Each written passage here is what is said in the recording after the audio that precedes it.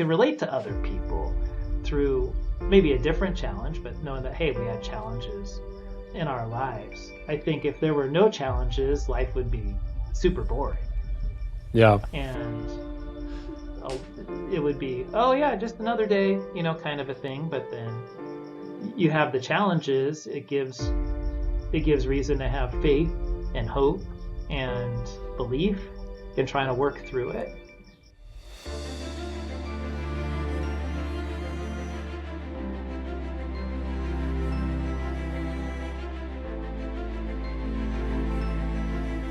All right, so here's something I've been thinking about.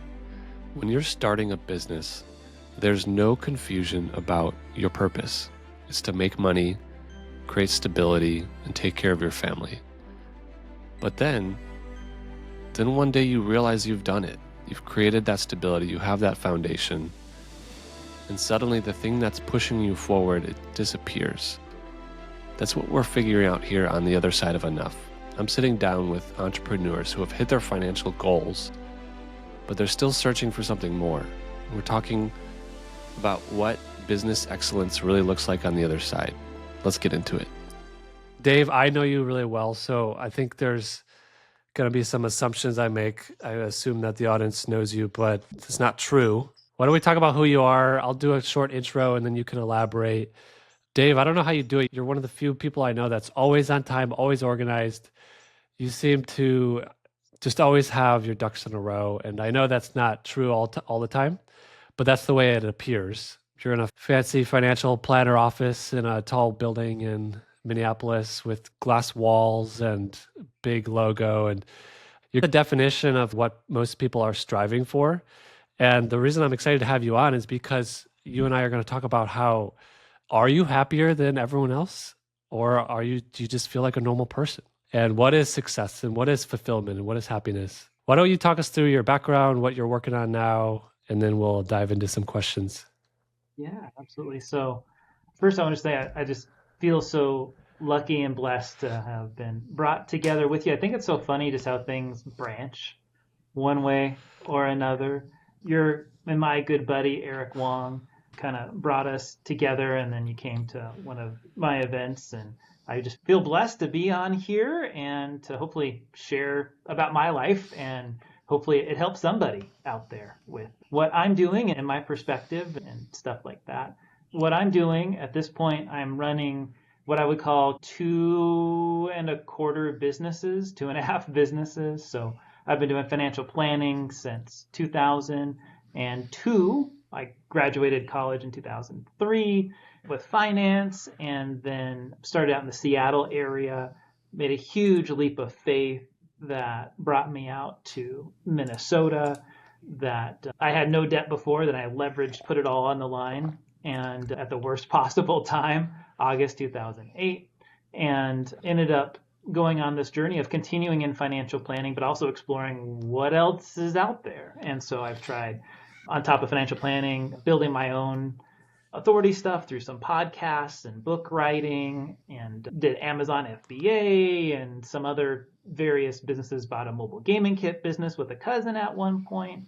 And now today I'm doing land flipping, still financial planning.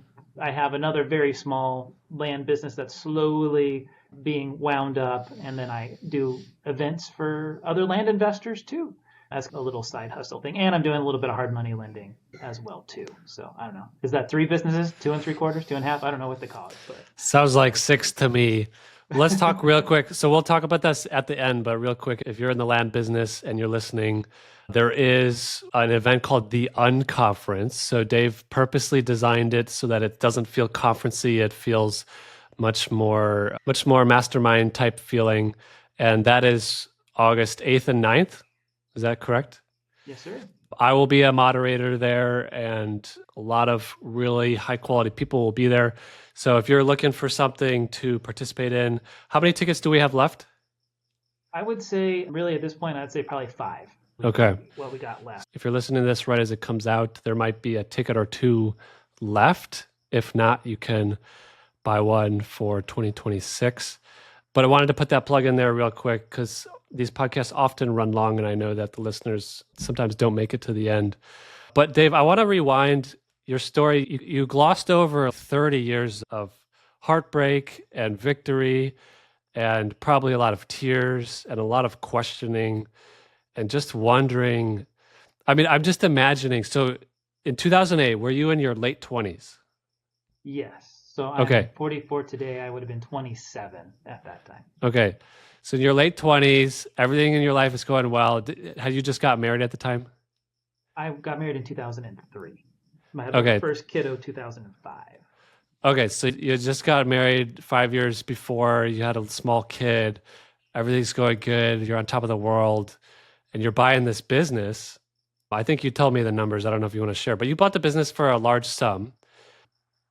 And I'm sure you guys prayed about it, right? I know you're a faith, you and your wife you guys are Christians. So you guys probably prayed about it. And then you make the move, you leave Seattle, did you own a house at the time? We did. Okay, so you sold a house that's probably worth 3 million nowadays.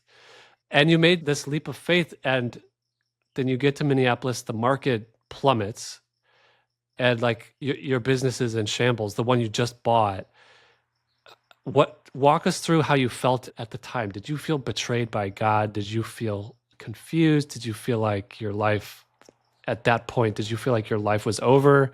What was the feeling?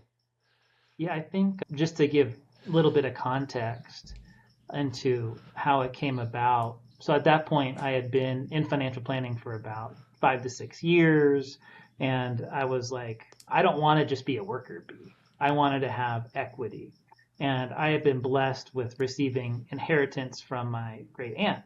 And we owned that house outright. At the time, it was like a $300,000 house.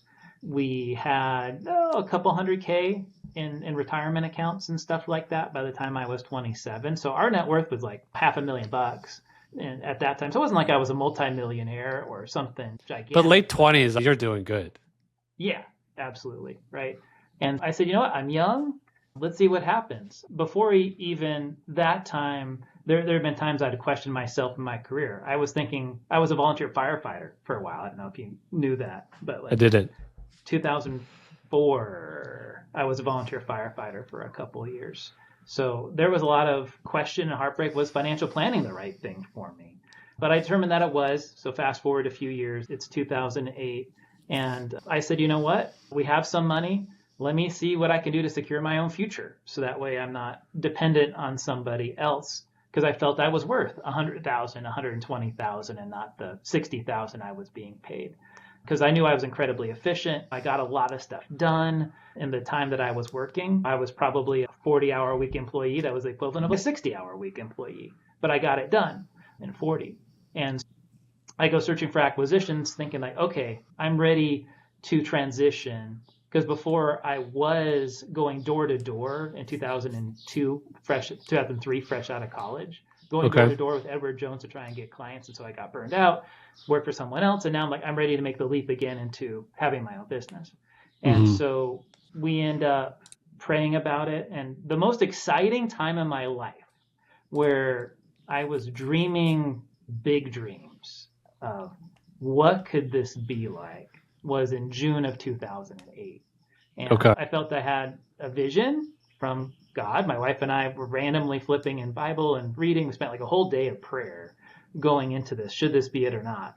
And my wife was initially, Minnesota? You want me to go to Minnesota? Are you kidding me? Her parents were from Seattle area, so they were a big part of us at the time in helping to help us with our oldest daughter, and had really been, we knew nobody in Minnesota, like no friends, no family.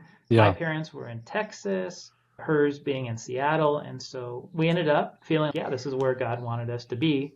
And immediately a month afterwards, we were celebrating our 5-year anniversary in Greece, and the whole financial crisis was going down. And so I remember sitting there watching the TV, seeing Lehman Brothers going bankrupt and Washington Mutual going bankrupt. Oh, man. And I was like, this was a $3 million acquisition that we put down $1 million, of which not all that was my money. I leveraged family loans from my folks who also inherited money and my cousins who also inherited money. And so I had no debt before, and now here it is September of 2008 with thinking I'm going to lose a whole bunch of clients. And number two, the revenue and clients that were supposed to be there, it was misrepresented. And so as much analytics as I did, it wasn't fully broken down the way that it was supposed to. And I was buying on future potential as well as the current stuff, with the idea the current stuff could easily service the debt and we could still make 150 to 200 grand. Well, now I'm staring, looking at, oh shoot, I'm making less than what I was before, and I'm not sure we can service this debt. And so we had to do a whole bunch of restructuring, and that whole time period where everything was just going wrong and employment was going high. We had our house on the market in Washington. We were renting here in Minnesota. And all this huge vision I had for myself of we're going to have two houses, one in Washington where we can go back and visit, one in Minnesota where the office is at, and I'm going to build a branch in Washington, and all this big vision and dream that I thought came from God, for us and the family. Like, it's all crumbling in front of me. And I'm thinking, am I going bankrupt? What's going to happen here? Because I still owed the guy I bought the money, bought the practice. So you owner financed it? As well as from my parents and my cousins, right? Okay. So I had 3 huge liabilities that were like 30 grand a month or something like that between them all. But I had to negotiate, work stuff out. It took about 6-7 months and ended up renegotiating. And that really kind of soured that relationship, but we still officed together for the next decade, essentially, a little over a decade. Say that again. You leased an office with the guy that I bought the practice from that had lied about some of the numbers. Oh, so you're seeing him like every day for 10 years. Every day for 10 years. And so that's part of what motivated me to be like, I am never going to be solo dependent on one thing ever again. So that way I always have backup. And that's the way I live my life today. And the reason why I do all these different things and what drives me is the pain of what I went through during that time period. And I think it's really been the last few years, I'd say back like probably 2019, 2020, that we got back to where we were back a decade earlier. So it took 10 years of climbing out of that hole that I dug for myself. I mean, I chose it, at the end of the day, we chose it. My wife and I chose it. And it was a long slog to get back. I talked with Eric Wong. This would have been fall of 2020. I had just gotten in the land business, and he was partner with you on some of the business projects. And he was mysterious about you. Basically, in his mind, you were like such a good business partner find. He didn't want to share you with other people. Like, he wouldn't even say what your name was. But he said, this guy I'm partnered with, he said, everything this guy touches turns to gold. And in the time I've known you, that's been true. Everything you seem to do just goes really well. But what people don't see is 15 years of very, very difficult, 2008 to, let's say, 10 years of just really, really difficult season that people don't see, or maybe people forget about. And a lot of times, like with social media, you scroll through and you only see everyone's wins. And what you don't see is like what you went through, 10 years of really, really hard stuff, wondering if you made the wrong decision, wondering if you heard God the wrong way, wondering, like, it's challenging your theology, right? Like, are we sanctified through suffering, or are we meant to prosper? Sometimes those theologies kind of conflict with each other. So a lot of times it's easy to think that other people have an easier journey than we do. But really, like, we all have really, really hard things we go through. And I appreciate that you're vulnerable and open about that. So let's fast forward to today. Okay, so today you're still doing the financial planning. That's why you have a physical office in a fancy building. I've been there multiple times. You are running 2 different land businesses? I'd call it 1 1/4 land business. Okay. If you will. So you have a fully running land business with 20 plus employees, right? And then like a land project, basically. And then you do the unconference. So the unconference is a massive undertaking. He flies in some really good moderators. You purposely cap it at what, 80 people? Like you purposely want to keep it high quality and small? Well, speaking of frustrations, I'd say this last 12 months for me has been like a emotional, like difficult journey where so Yeah. many things that worked so well before, all of a sudden it's like the brakes get pumped and it's like, what the Yeah. heck? This is so freaking hard. Like before, we in the land business stuff was moving and grooving. Were there tough times and things and frustrations? Sure, but overall, like I could play on my cell phone for like an hour a day and it wasn't like a big deal. But it's like I am having to be so much more involved in every aspect of it than I was in prior years, just because Yeah. things have changed and what's working and not working and pivoting and testing and tweaking and staff turnover and all this kind of stuff of training in people and other people are maxed out and all that kind of thing. And then the unconference before, like if we go back to the first year, which I had it really cheap, we sold out like within a month, Mm-hmm. and we had a waiting list of like 30 people, and so we had Yeah. like 50 people. And so last year I raised the price some, and the same thing practically happened. I didn't have to work hard to fill the event, but then Yeah. this year I spent more money than I've ever spent with promotions. Like did some advertising through Seth because I love Mm-hmm. Seth and I want to Yeah. support him, and hopefully it was a win-win situation where we get a bunch of people coming on. Did more podcasts than I've ever done to try, and I've never had to do that before to promote the Yeah. thing. And I've gotten the same amount of attendees as we had a year ago, and with a somewhat higher price, but not grossly higher, Right. and more marketing dollars spent. And my vision was to have 100, and now Mm-hmm. it's like, okay, I'm saying like 65 is like Yeah. it with the space that we have. We're not there yet, whereas all the other years it's sold out. And so it's right this moment in this season of life, it's like, oh, this is hard. Yeah. Sounds like so everything, even your financial planning. I mean, the market, there's a lot of uncertainty in the equities market. I'm sure you have some clients that are maybe trying to pull their money out or make some rash decisions.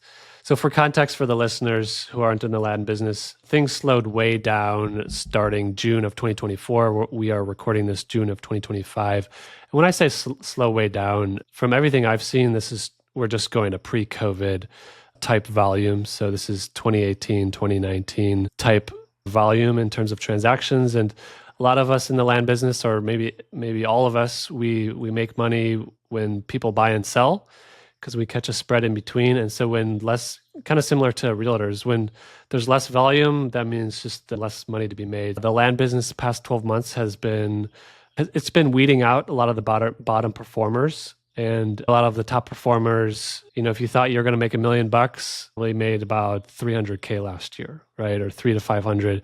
So a little bit slimmer times, still a great business model, but that also affects your event. And I have an event it's been hard to fill, but we also haven't really we haven't had as ambitious numbers as you have. I think we have 40 right now, which we're really happy with.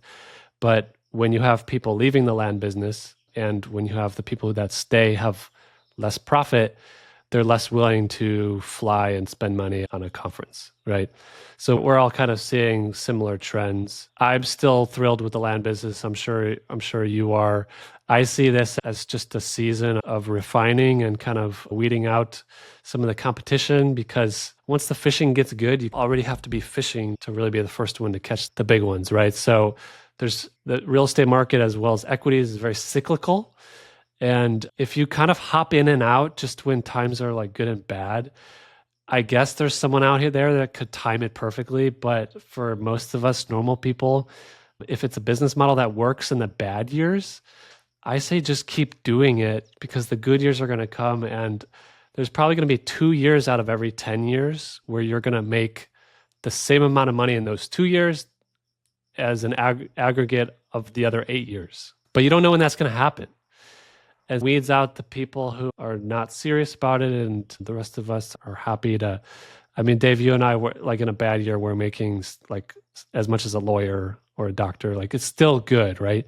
Of course, there's a lot of stress. Dave, I know you have a big team. I've met many of your team members. I know that they take a huge burden off your shoulders, but you still have probably over 100 people, if you include their families, that are depending on you. Talk us through what that feels like. Do you ever lay awake at night and feel that pressure, or what is it like inside your life where you have a huge amount of people depending on you making good decisions? Yeah, I think when your team is small, you're just starting out the business, right? There's this excitement that you get, which is, oh, this is amazing. It's working and everything's not everything, but a lot of things are going so well. And you start to grow and expand. And what I find, because now I'm 8 years into this business, is because the dream has gone bigger, right? Like I want to keep on trying to grow as a person with the company, because you want to attract the right kind of people so that they are people that also want to grow. Because if you're with people that are just okay with the status quo, then you're stagnating and the business is Right. stagnating, and eventually it starts going the other way, right? Right. Where things start to decline. And so we're in this race against ourselves as entrepreneurs to try and keep up and keep growth coming and keep up the mental health of the staff. And so I've found for myself and growth as a leader, for a while I was less engaged. I just kind of built a machine and the machine was going. And then this last year, I've really tried to step up with leading people and the burden of really trying to mentor and coach and identify talent with that increased overhead, right? Like when you have one or two people, you're pretty nimble. But now I look at our payroll and that monthly burden of looking at how much I have in the bank account. I know you tend to roll pretty skinny. I tend to roll pretty fat because there's a big burden every month with leverage and overhead and stuff like that. Like if my bank account gets below 100K, I'm starting to freak out a little bit inside, because I know if we have a bad month or 2 or 3, right, that bank account is like in a negative balance.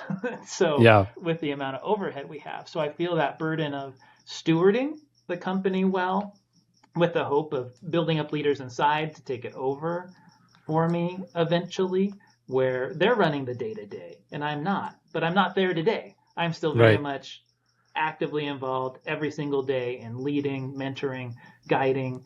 And now that I'm 44 versus when I started in my mid-30s, I feel like I'm slipping a little bit, where with energy, with just the motivation and drive to a little bit, you know, where now being middle-aged, if you will, I still have it in me, but it's not the same drive that I had 7 or 8 years ago. And so trying to find that is a challenge, and I find it, but it's not the same all day, every day like it was before. Now it's, I have to deal with this again, overcoming that inertia. And then once I get going in it, then I'm cool once I'm plugged in. But overcoming that initial stage, really have to continue to find ways to dig in and get over that initial hump of getting going to do something. Yeah, I think we all go through seasons, and that's actually why I started this podcast, because 6 months ago I was going through one of those seasons where I'm like, I'm bored, and is that normal? Because there's nothing wrong with my business, everything was going well, and I just felt that motivation slump. And I think it's easy to blame it on life circumstances, but my leading theory right now is that most men, including me, who go through a motivation slump and there's nothing really wrong, I feel like it's often tied to low testosterone, because testosterone is linked to motivation, drive, energy. And so what I did is about 18 months ago, actually right before the Puerto Rico trip, I just started researching like a crazy person. And I've done over 100 hours of Huberman podcasts on the subject and tried different things. I've had my levels tested 11 times in 6 years. And so I know like a very consistent range of where I'm at. And what I found is, for me, when I'm making poor lifestyle decisions, so bad sleep, alcohol consumption, poor diet, just like making all the, not enough sunshine, not lifting heavy weights. I'm at the 10th percentile for my age. What I found is when I'm doing everything perfectly, I'm at the 40th percentile. So that's where you're at now. We've gone through your journey the past 15 years. The past year has been a little difficult, right? For pretty much every business you have right now is just kind of going through a slower time, right? Does that kind of feel right? You've got the burden of a lot of overhead and you've got a lot of employees. How important is faith? What's your morning? How do you handle it? So are you doing like a morning routine? Are you doing meditation? You're working out? You do prayer? Like how do you handle all that stress? Yeah, for sure. Yeah, I definitely usually have a pretty solid morning routine. With two in the last year and a half, I've become more committed to my health kind of a thing. I've dropped about 20 pounds ish in the last year and a half through some dieting stuff. So I don't eat breakfast Monday through Friday. Okay. So, which saves me time and of eating and not having to do dishes. Plus, I'm consuming that much less in calories. So I don't have breakfast in the morning. So what I usually do, I'll wake up 5:36, somewhere in that range, and I'll usually play on my phone for a little bit. I have a mobile game that I like to do and look at some text messages and emails and look to see what's happening in the financial world and stuff like that. Check my bank account balance, stuff like that. And then usually 6 a.m. to 6:30 a.m. I'm reading my Bible, I'm praying, I'm listening to praise and worship music, stuff like that. 6:30 to 7, I'm stretching, working out, going for a walk, things like that. And then 7 o'clock to 8 o'clock, I'm getting my daughter ready for school and helping her with getting her lunch and breakfast and getting myself ready. And then boom, out the door at 8 and drop her off at school and get to the office 8:30, 9 o'clock-ish, something like that. So it's a very typical morning routine for me during the school year, at least. Summer always gets a little bit more wacky, but it's very common. Then Saturdays and Sundays are usually a lot more free. Like my weekdays are like so extremely structured. Like my calendar is blocked out. Yeah. But then I find it very freeing and healthy to go the opposite of that on the weekends. Like my wife might have a couple of plans or whatever, but I like having no plan and just like, what do I feel like doing? Oh, okay. Oh, let's do this, do that. Maybe I'll work a little bit. Maybe I won't. Maybe I'll go for a long bike ride. Maybe I'll go for a long walk. Maybe we'll watch a movie or whatever. Like I go the opposite on the weekends where it's so less structured because I have to be so structured during the week to get everything done that I want to get done. Do you do caffeine before lunch? So do you do it on an empty stomach? I don't do caffeine at all. You don't do it at all? Like vast majority of what I drink is water. And then maybe once a week I'll have a soda. Okay. So that's kind of my guilty treat is a soda, maybe a dessert or something like that. But otherwise, like my dessert is fruit. Yeah. But I don't have coffee. I don't smoke. I don't drink alcohol. I don't do any of that stuff. I've just switched. I'm on a new program where my only dessert is fruit. So I had some apricots just before this. And then I'm trying to switch to really tone down caffeine. I'm doing no coffee currently. I do oolong tea and matcha. But what I'm trying to do is replace that with cold plunge. But what I'm trying to do is start my day with a stimulant, but instead of ingesting caffeine, which I found increases my anxiety, and it just kind of makes me feel a little bit rushed and feel a little bit higher stress. I'm trying to see if the cold plunge will kind of completely replace the need for that. And we'll see. I'm only on day 2 of it. So feeling good so far. I've been putting my head underneath the water and it's like so cold that I flick my head up to get out of the water. And water goes everywhere. And I think I almost ruined my water chiller because you're not supposed to get water into a machine. So I'm on that journey. I'll share on future episodes how that's going. All right, so back on track. Okay, we kind of talked about your history and kind of talked about what your daily routine looks like now. Well, let's start at the top. What is happiness to you? Is it the same as contentment, fulfillment, And is it even something we should be pursuing, or do you believe that if we pursue the right things, we'll just naturally be happy? I'm very curious to hear what you would say for yourself, but I would say I think of happiness as being like an umbrella that covers a lot of different things. Just like, we think about the animal kingdom, right? There's a lot of different animals under the animal kingdom. I think of happiness as being kind of the same. To me, like contentment and joy and some of those terms come under the happiness umbrella, if you will. Yeah. And I think happiness, when I think of it, I tend to think of it as very fleeting in Yeah. general. Where, like, for me, right, I have my cheat day where right now I'm trying really hard not to have any simple carbs, no pasta Okay. or rice, which I love all of those things. So I don't have those except maybe 1 or 2 days a week. That's it.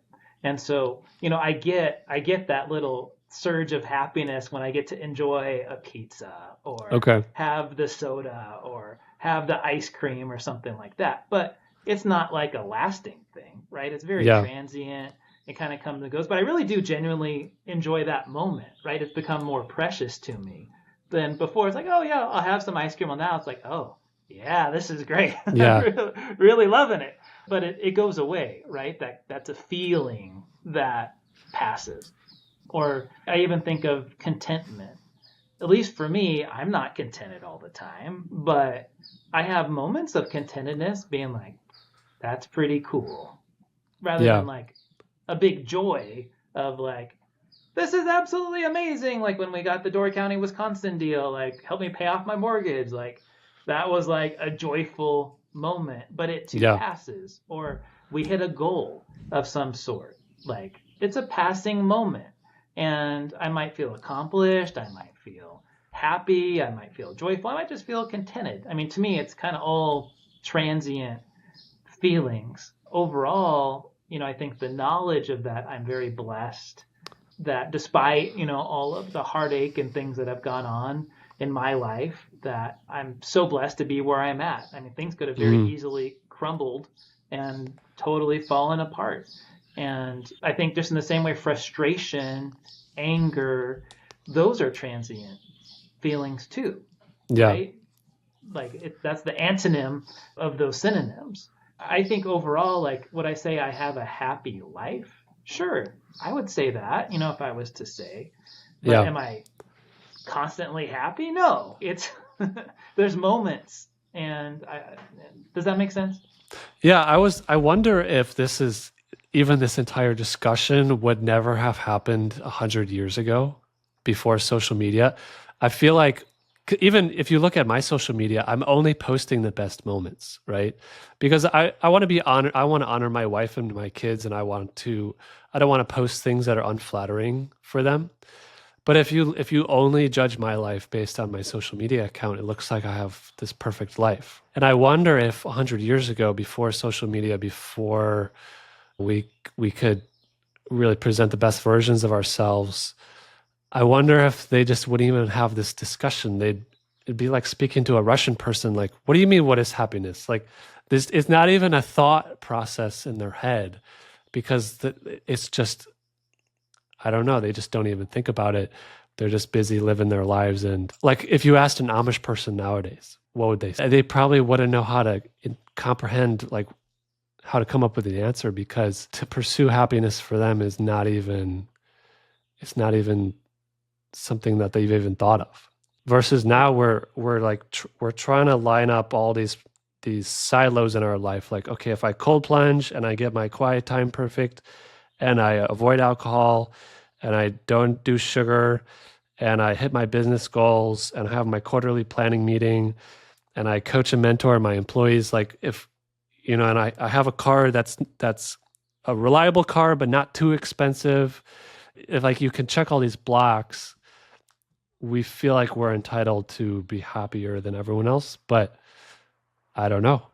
That's kind of, I remember selling that Door County, Wisconsin property, and getting that check in the mail in my eyes. It's like the first check I've ever seen that I get a net 130 grand or something on.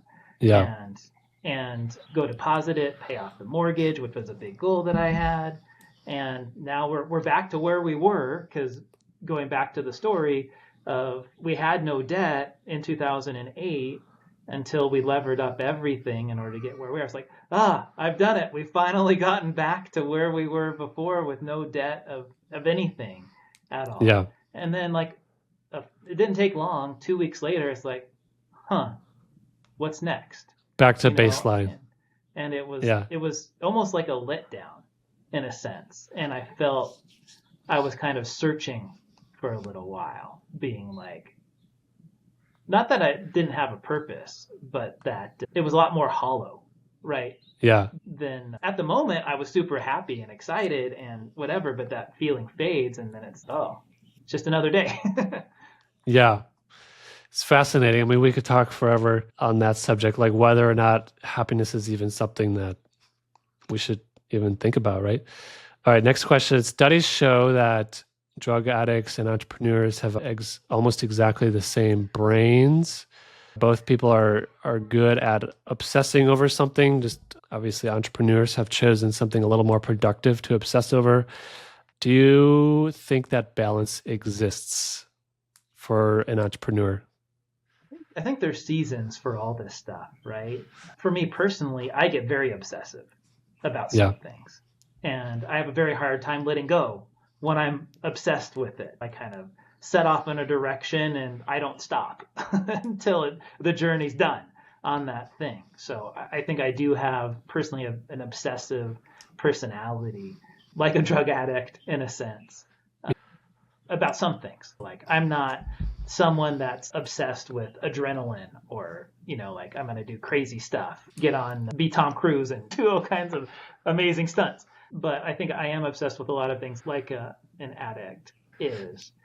I do think, though, that one of the beautiful things about my wife is she helps to pull me back, right, from some of that. And she calls me out on when I might be working too much and stuff like that. And that helps me. She helps me stay balanced in that sense. Because otherwise I probably would just keep on driving and keep on going, and I might neglect my kids and whatever. So that was my follow-up question, is like how I was going to ask about the marriage. You already said that. Do you wrestle with stopping work thoughts in the evenings on the weekend? I very much have, because especially nowadays with cell phones and everything, like I don't keep my work email on my cell phone, but we communicate a lot through Facebook Messenger. And so I get pinged quite a bit over the weekend, or something may be bothering me. Like this last weekend, I was really obsessing over where are we at KPI wise. I want to know where it's at, right? So I pulled the data but it wasn't like, what's great about the weekends is I don't have that same structure and rigidity of calls and stuff like that I do during the week. So it's a much more relaxed time for me. I practically don't even consider it working, because I'm working on something I want to work on, rather than during the week is often stuff I have to work on. And so it's pleasurable for me when I can work on something I want to work on, as opposed to this is stuff I have to get done that someone else is really counting on me for. So that pull can be addictive in a sense. I'm on my own schedule rather than someone else's per se, which my schedule can feel like. I'm on everyone else's schedule. I need to deliver and get these things out to people and stuff like that. To answer your question, I think for me, part of balance in my life is taking vacations.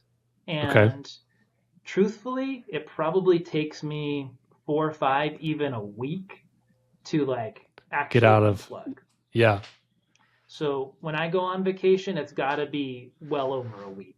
Like ideally 2 weeks or 3 weeks or something like that, because I'm still taking a few days to be like fully present. Because in the mornings I'll often work because I'm like, there's this stuff going on. And then by the time a week goes by, I'm like, okay, things are kind of handled. This stuff can wait. I'll tackle it another day. And so I start becoming more relaxed and more chill. But it takes a while for me to unwind to get to that balance, which is why we've done a lot of trips, and we're leaving next week to do a road trip around Lake Superior, which is going to be like a week and a half or something like that. Oh, that's fun.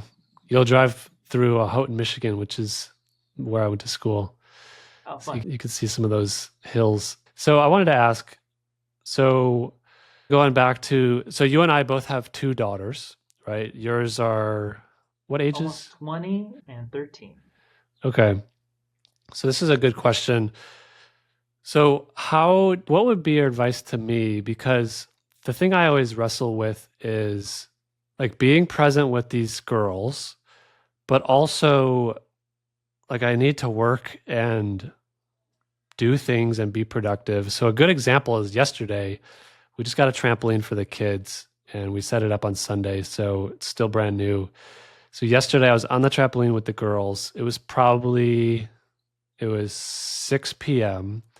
and I'm playing with them. But then I turn on my phone to join a mastermind meeting. And so on the trampoline, I'm listening to the meeting and kind of half playing with them, but not fully engaged. And the 7-year-old, she wanted me to like jump and chase her around. And I kept telling her, hey, I'm in a meeting. Like I can't fully engage. And afterwards I could tell she was kind of bummed. Right. And that's one of those moments I'm like, okay, maybe I should have totally detached and not attended that mastermind.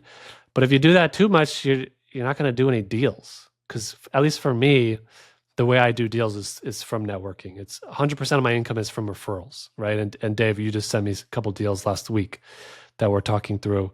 And the reason you sent me those deals is because I show up to conferences. I'm a real person. I'm responsive. And so the thing I've struggled with is I have a fear that when my girls leave home at age 18 or whatever, I'll regret not being more present. But at the same time, I have to make money, right? I have to do stuff. What would be your advice? Because I'm about a decade behind you in terms of just that pipeline. Yeah, for sure.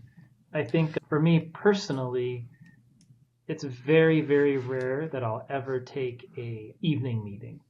So it hits 5 p.m., which is probably easier for me being central maybe. Well, it might be easier for you actually because it'd be even more stuff Yeah. during the day potentially. Like there's been mastermind opportunities that I've said no because it takes the evenings, which is why I love doing the unconference or like you and I did the Puerto Rico trip. When I'm there, I'm present and I'm Yeah. actively involved. And so I like taking 2 or 3 or 4 or 5 day long masterminds because then I know I'm not taking away time from the family during a regular day and I Right. can be fully present on either. I think my that'd be one thing would be don't participate in evening stuff would be my suggestion. I think it's our phones are some of our worst enemies in a sense, which I have an addiction to it, just like I'm sure anyone else does, right? But I think if we can put away our phones, put them in your closet or something, where if you really need to see it, you can. Which I've been in seasons where I've done a great job of that, and other seasons where I haven't. But if you can be detached from the device, I think is so huge in being present for your kids. But at the same time, like you said, I mean, you do have to work too. And I think having the support of your spouse, your partner, in doing that and just trying as best as you can to clearly communicate to be like, Yeah. I'm going to commit to you of doing X, Y, and Z. Like, for example, today, every day, I drop my daughter off at school. That's the commitment that I make unless something comes up. So I do that. My wife doesn't do that.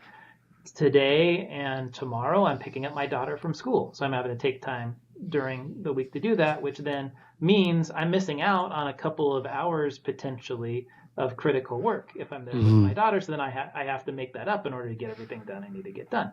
So it's just some understanding my wife and I have that, hey, I'm going to fit in the family time. I'm going to be present. I'm going to help out. But it is a juggling act, a plate Right. balancing act of trying to spin all the plates and be available. And I'm not perfect at it, but I think at the end of the day, not scheduling evening meetings and putting your phone away are some of the two best things you can do to be present for your kids. And I would encourage you to get involved, especially at the ages your kids are at. Hey, if they're involved in sports, coach, be a coach. Yeah. And those are some of the fun moments I've had with my kids where, hey, we're doing something together. We're not just watching TV or playing at a park. I get to engage and help and build my network in a sense, of parents and stuff like that. So do the sports thing. It's a lot of fun. And as an entrepreneur, we can have the flexibility to choose to do that. See, that's what I've wrestled with is I feel like a normal 9 to 5 job, you kind of have this actually where you can compartmentalize your Monday through Friday pretty well. I work from home.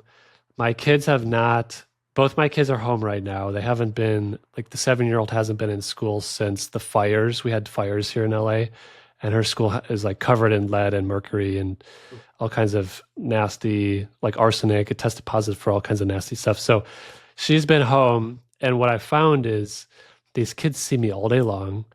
I'm logging a ton of hours with them or being near them. But like we just talked about, the quality of my attention is much lower because I don't compartmentalize. It's not binary like the way you've designed it, where you're either not with them and you're working, or you're with them, you're fully engaged. I'm kind of always like 50-50 the entire time. But I log like probably over 8 hours with these kids every day. So yeah, but I do think there should be a shut off time every night. Having my office in the garage helps because the garage is detached. So it is, if I want to check messages, it is a distance to get there, but I should leave my phone. If somebody really needs me, they can call my assistant and my assistant can call my wife. All right. If there's truly an emergency, but good stuff. Always stuff I'm thinking of. Okay. Let me look at through some of these other questions. Talked about boredom a little bit, and then the boredom kind of led into a testosterone discussion. I know this past year's been a little tough. Have you gone through seasons of boredom, and what has that been like? Because like so you have a physical office, your businesses are very mature and you can't just dip out if you want, right? And in a way that's very good. It keeps you committed during a season, but in another way you can feel like you have golden handcuffs. Have you ever felt like that? I feel like people have asked me all the time, like, are you going to pick like financial planning or land? And I even, for the first time, had a financial planning client express that concern to me of doing so much land stuff or whatever. Being distracted. It actually didn't come directly to me. It came to another client that told me about that. And I feel like I have a commitment, for example, to my financial planning clients. And frankly, I like the money. Yeah. I don't like the compliance stuff. There's a lot of things I don't like about it. I enjoy talking about different mutual funds and ETFs and doing some of that research and looking at new ideas and seeing people go through life. I've had clients die. I've had clients get married. I've had clients get divorced. I've had a lot of different life events I've happened to be involved in. So rather than golden handcuffs, I feel just more a commitment that I've committed to this. I'm going to see it through. And I don't want to, I could sell my clients, for example, and I could probably walk away with $1.5 million in my pocket. But I still look at the fact, hey, I'm 44. Who knows what's going to happen in the future? I would rather have the security financially and these relationships. I mean, I have clients I've worked with for 20 years. Like, to walk away from those relationships, I feel like I'd be letting a lot of people down. Right. And so I feel more relationship handcuffs, more so than the golden ones. But there is a financial side to it too. Make no mistake about it. But I just think about the relationships and that I'd be letting people down by walking away from it. On the land side, I've had people working for me for 6 or 7 years. Yeah. And I think about those people. Like, well, let's say I shut down my land business. Well, now, to your earlier point, I'd be hurting their families. Or, every so often, I get ticked off about stuff going on. You think about letting people go, and you think about the impact on them and what that would be and stuff like that. And so the land business scares me in particular just with the capital needs. And like my financial planning business is so much higher margin, lower overhead, and it's much more consistent and predictable. Not that it's completely predictable, but it's more predictable. Whereas land is so fluctuating. That more Yeah. keeps me up at night, more the fluctuation of things. And I have so much money invested in the business. Part of my goal has been to extract some money out, because what if everything does go to hell in a handbasket? And I don't want to be left with nothing after all these years of work. Part of my goal has been to extract money out of that business and put it in other stuff, just to hopefully de-risk. de-risk and keep things going.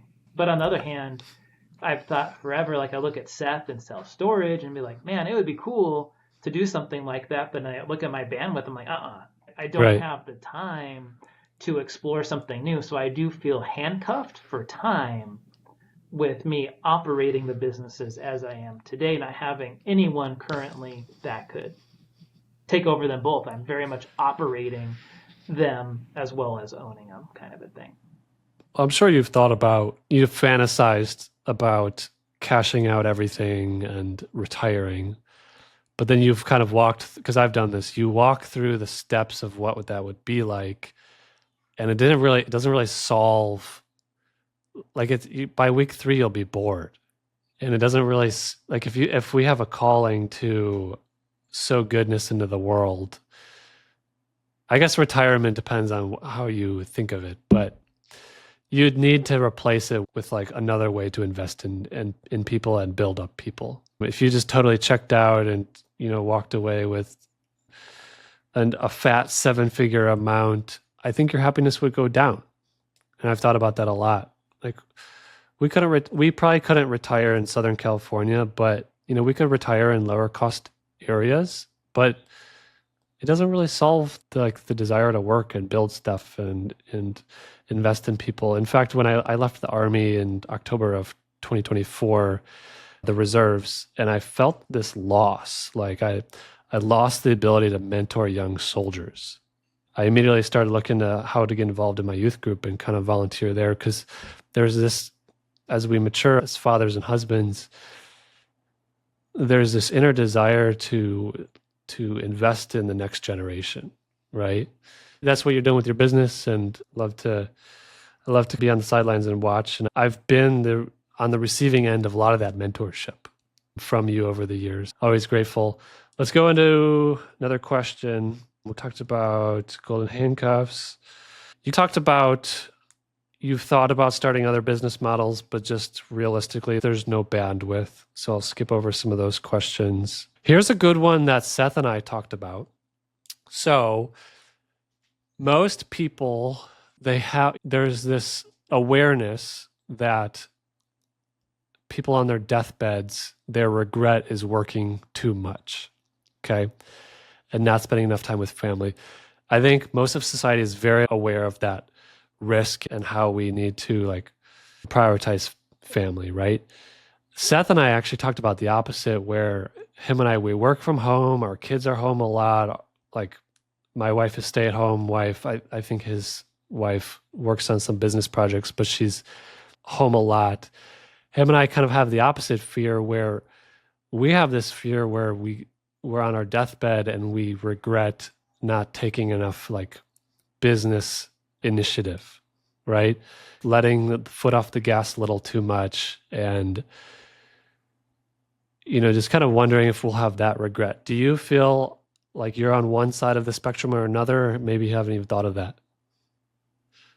Yeah, I guess I don't feel strongly one way or the other with it. I feel like as best I can, given everything that's happening, I think the family time thing is good, and we spend an amount of time regularly. It's not like I'm at the office till 7 o'clock or 8 o'clock at night or something, and I never see the family. That's absolutely not the case. I make dinner fairly often. I'm there for the kids. We go out on some dad-daughter dates and go out on dates with the wife, and so I feel there's some good balance in this particular time, and really the last few years. I think when I initially started the land business, things were out of balance for a while, and getting it launched and getting things going. But I don't feel that that's the case today. I suppose that could change one way or the other. I'd say the kind of regrets I have in the future, I see regretting potentially having put too much into land, which is what I was talking before about extracting out stuff out of there. Being too concentrated is more my fear, that Yeah. everything falls apart and I go back to 2008 kind of stuff where it's like, oh crap, I have to rebuild this thing all over again. That's more my fear than thinking about family time or not spending enough time in the business. Does that make sense? Yeah. Did you feel anything when your older daughter, your oldest daughter left? She's in college right now, right? She is. Yeah, just finished her sophomore Did year. you feel like, because you know the stats where it's like, by the time your kid is 8 years old, you've already spent 50% of your time with them. By the time they're 18, you've spent 95% of your time with them. Did you have a moment where you felt sad about that? I had a moment her senior year in high school that my wife and I were both track athletes. We met on the track team in college. And I did the 400 meters growing up, and I was never a great athlete by any stretch of the imagination. My wife is an All-American for Division II. She placed sixth or something nationally in the open 400 meters. So she's a jock out of the two of us. And so track is very meaningful to both of us. And my oldest daughter goes, and she also ended up running the 400. She did some variety of events, but she ended up settling on the 400 as her race. And I had so many mixed emotions in her last race. And I was having flashbacks to when I was in high school and going through things, and then seeing her finishing the last race. That night, which I very rarely cry, I just started bawling like a baby. And So this was what, 2 years ago? This is 2 years ago. My wife was like, "What's wrong? What's the matter with you?" And she thought like someone had just been killed. Yeah. And I got a text message. And I had just finished a post kind of Okay. celebrating her. And that moment of release just hit me so hard. And all that emotion of seeing her move on to the next thing. And it was like a final chapter. That was so meaningful to me. And it turns out she's actually come back to live with us while going to college this last semester. I feel lucky and privileged that we got to still have more time with her than we would have otherwise. But yeah. That was a moment very much sticks with me today. Just crying my eyes out. That's a big fear of mine, is, I don't know, just feeling like I've missed their childhood, even though I feel like I've done a good job being present.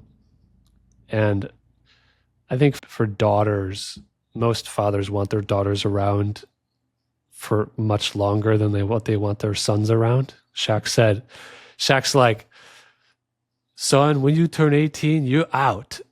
And he says to his daughters, "Baby, you stay as long as you want." And so I think there is something special about daughters, and I hope my daughters stay for a long time, maybe until age 30 or something, as long as they're not annoying. But I want them around. And I always wonder what you feel like, because your oldest daughter is 12 years ahead of my daughter. And I just think about that stuff. So you see her every day now, though. Do you fear like a second departation? No, I think for dads it's definitely different than moms. Like my wife likes some things a certain way, and I think it's healthy too to let her go. And I'm comforted that where she's going to school is here. So it's not like she's... Which one is she going to? University of Minnesota. So she's literally 30 minutes away. I almost transferred there. Did you? Yeah. I think the big shock will be like she's going after being a doctor.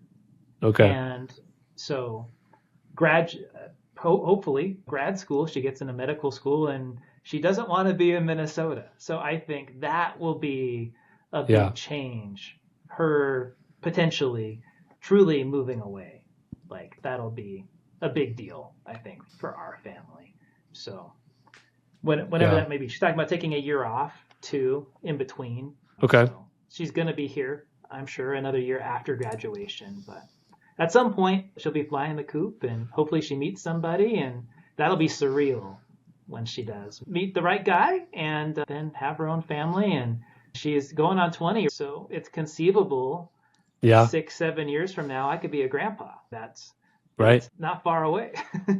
Yeah. It's a whole nother set of things to think about. Right? All right, let's keep going through. This is good stuff. So it sounds like you don't really wrestle with wanting to achieve more. What is your Enneagram? Have you taken that test?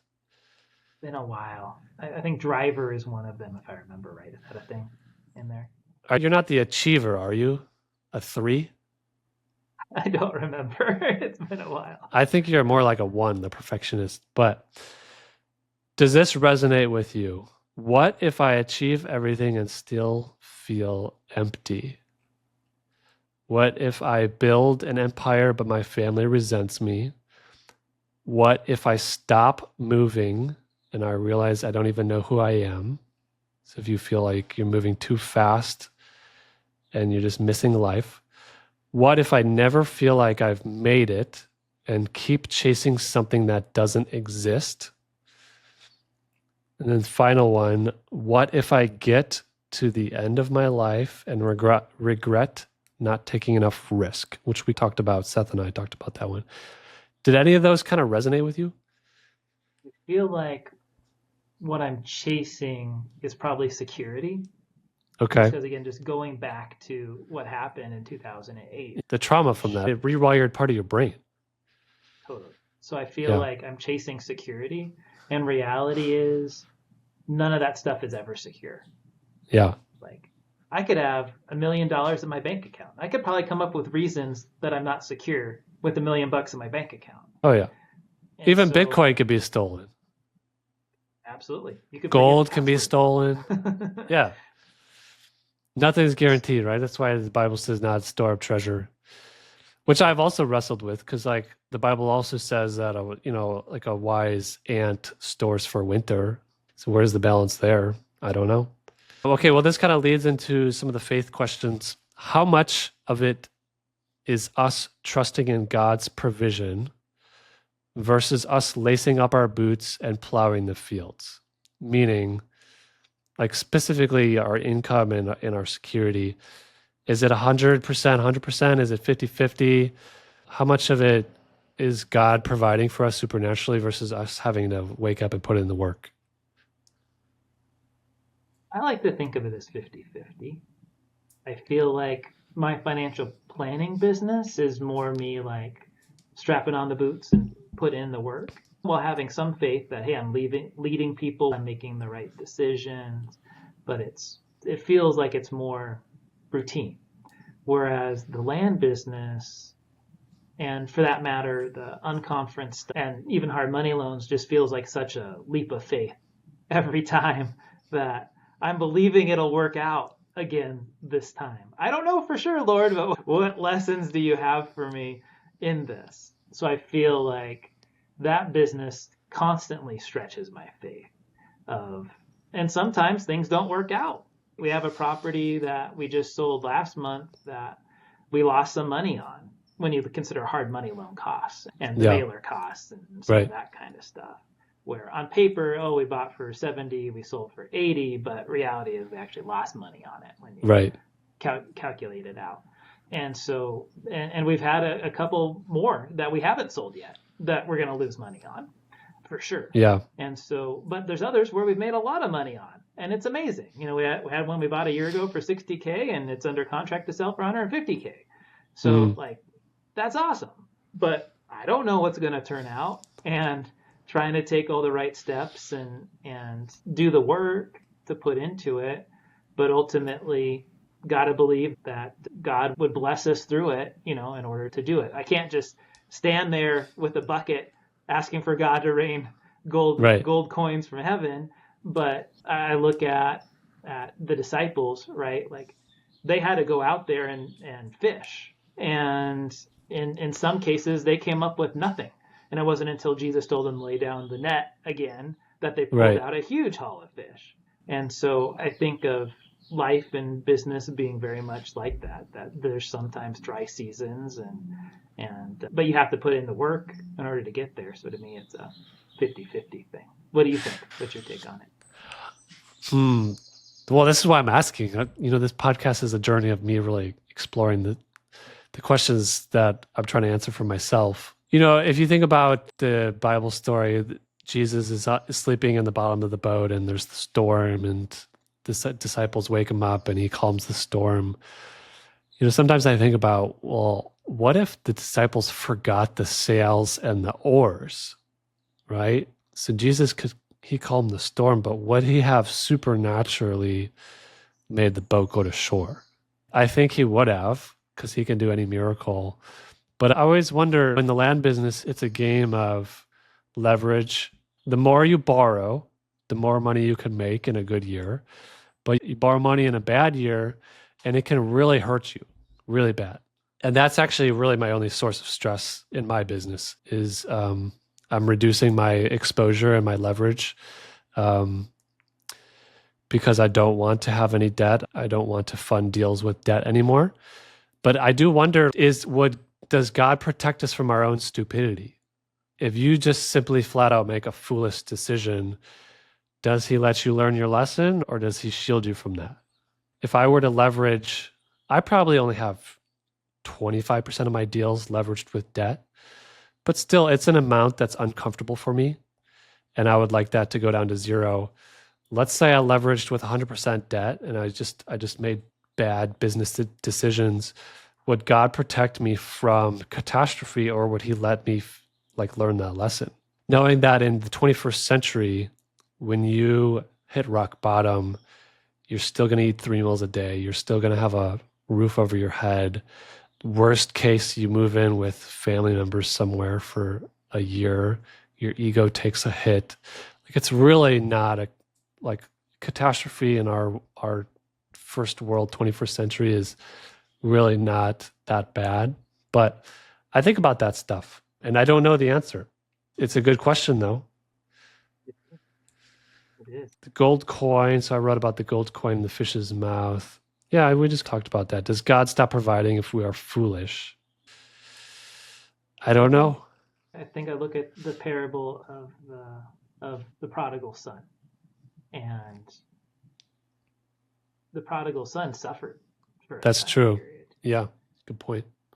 But at the end of the day, he turned around, went back to the father in that particular case, and the father blessed him. And if he was blessed along that way, he would have never turned back to the father at the end of the day. So I think there's room in there for both.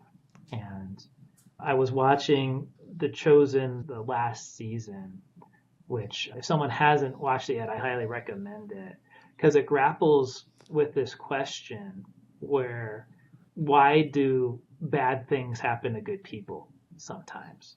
Yeah. Lazarus got raised from the dead, but yet Thomas's wife or fiance got killed, yet Jesus didn't raise her back from the dead.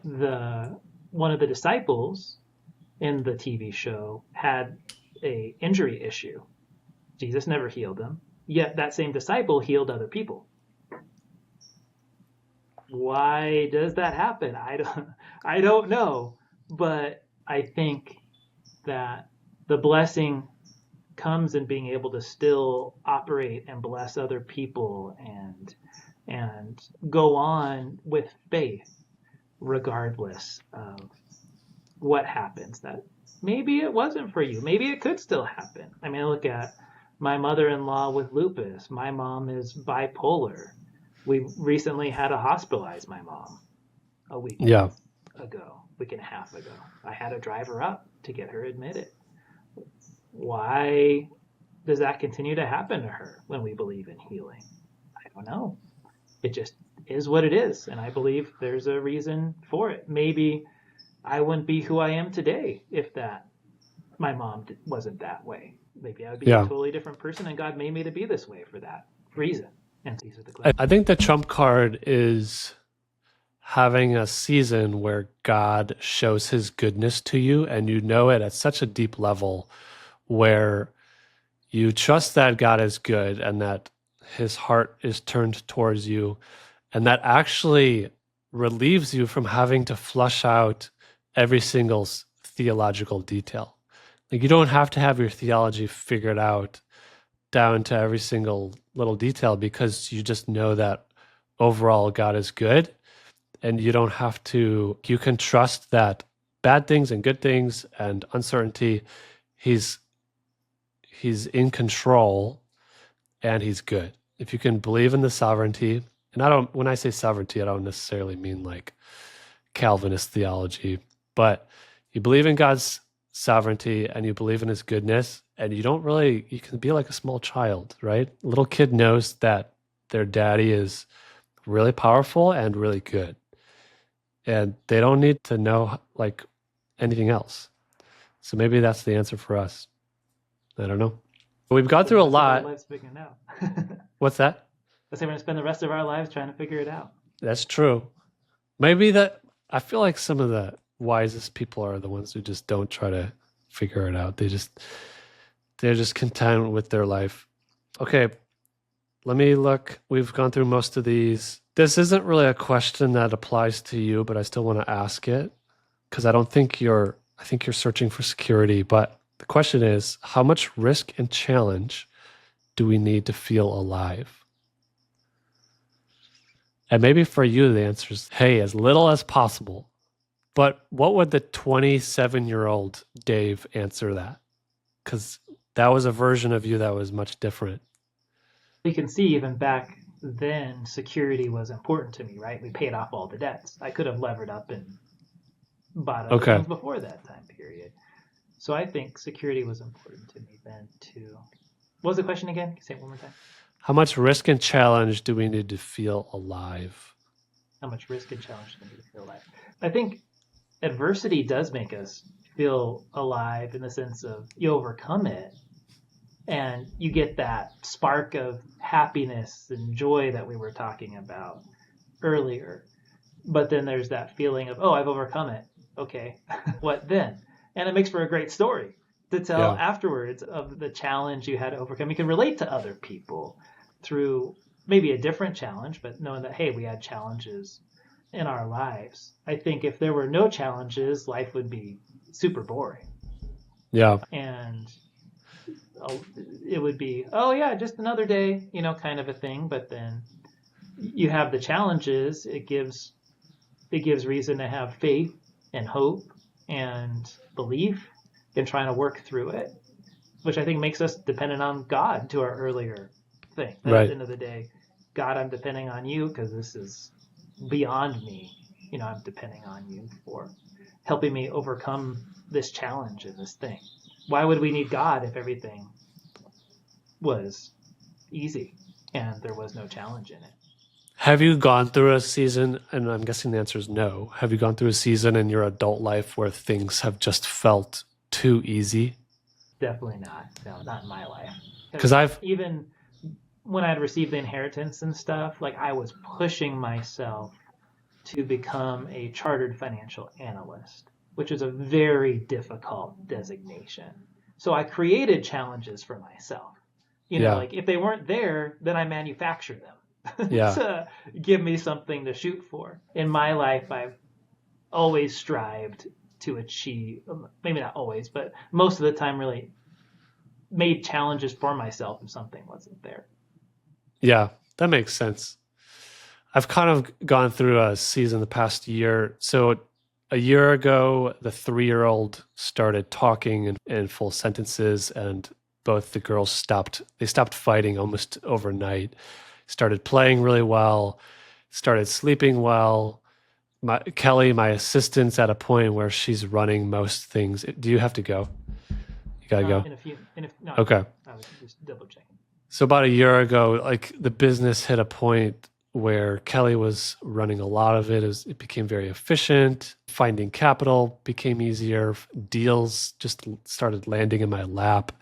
And life just got really easy really fast. Even though the land business was slower and profits were less, the past year, life has felt strangely easy, almost like at a concerning level, like what kind of hurricane is about to hit me because it's the calm before the storm kind of feeling.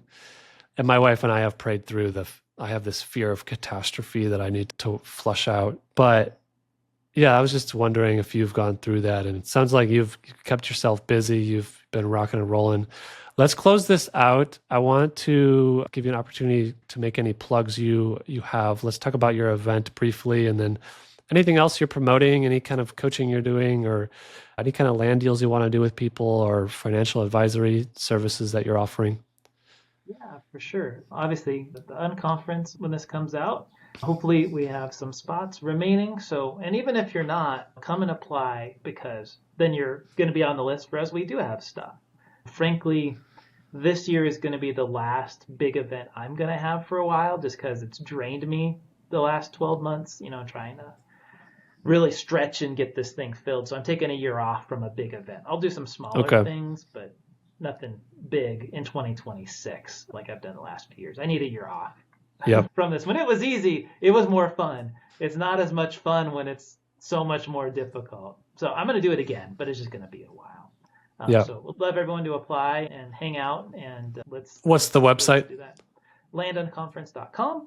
If people want to check out, I'm slowly but surely building my own platform centered around leadership. So Leadership in Land is the URL for that if you want to check that out, which a lot of people have a lot of great topics on teaching people how to do land. Our good buddy Ajay is teaching people on how to do sales, and there's not much content on there around leadership. So I really feel called to do that. So free platform, doesn't cost anything. Just come and plug in and hang out and chat.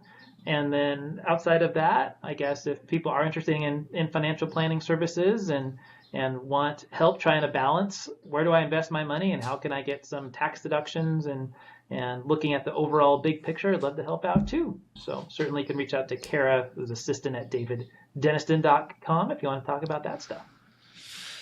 Awesome. Well, sir, thanks for your time.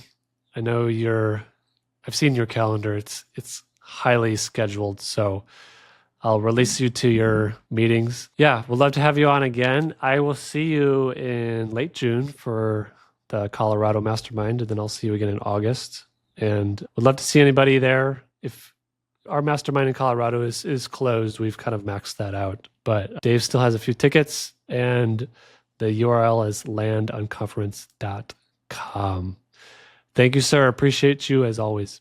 Thank you. Appreciate you guys. All right. That's it for today. I hope this conversation got you thinking and maybe even questioning a few things. And that's the point. This isn't about having all the answers. It's about figuring it out together. If this episode resonated with you, share it with someone who might need to hear it. And if you want to keep exploring these ideas, make sure to subscribe and follow me over at theothersideofenough.com. Let's keep the conversation going and see you next time.